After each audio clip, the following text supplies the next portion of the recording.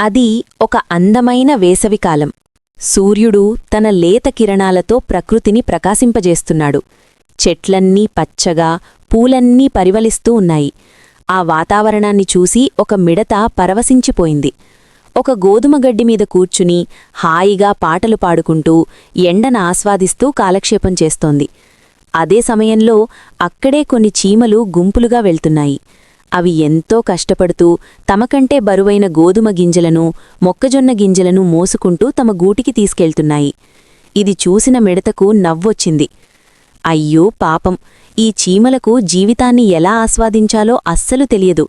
ఇంత మంచి ఎండలో హాయిగా ఆడుకోకుండా ఇలా చాకిరీ చేస్తున్నాయేంటి అని వాటిని చూసి జాలిపడింది. రేపటి గురించి ఆలోచించి ఈ రోజును ఎందుకు వృధా చేసుకోవడం అని తనలో తాను పాడుకుంటూ చీమలను ఎగతాళి చేసింది. మెల్లగా రోజులు గడిచాయి. వేసవిపోయి చలికాలం వచ్చేసింది. బయట మంచు కురుస్తోంది. ఆకుపచ్చని గడ్డి ఎండిపోయింది. తిందామంటే ఒక్క గింజ కూడా దొరకడం లేదు. ఆకలితో మిడత నకనకలాడిపోయింది. చలికి వణుకుతూ తినడానికి తిండిలేక ప్రాణాలు పోయే స్థితికి చేరుకుంది. అప్పుడు దానికి వేసవిలో కష్టపడిన చీమలు గుర్తొచ్చాయి. మెల్లగా నడుచుకుంటూ చీమల గూటి దగ్గరకు వెళ్లి తనను కాపాడమని ప్రాధేయపడింది. వేసవిలో మిడత తనను చూసి నవ్విన విషయాన్ని చీమలు మర్చిపోలేదు. కాని అవి చాలా దయాగుణంగలవి. మిడత ఆకలిని చూసి జాలిపడి తాము దాచుకున్న గోధుమ గింజలను దానికిచ్చి ఆకలి తీర్చాయి. అప్పుడు మిడతకు తన తప్పు అర్థమైంది.